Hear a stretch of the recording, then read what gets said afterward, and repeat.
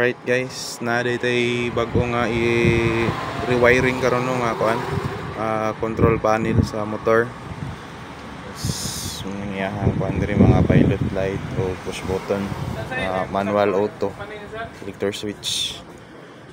Ang kani man good is gi-repair na mo, gi-rewiring na mo kay nagka-problema sa iyahang dating setup, dili na siya mo gana yang automatic kay nangadaot na pud ang iyang ubang components like yang alternator switch, tapos mga relay, and then katong iyahang kuan voltage monitoring naga malfunction.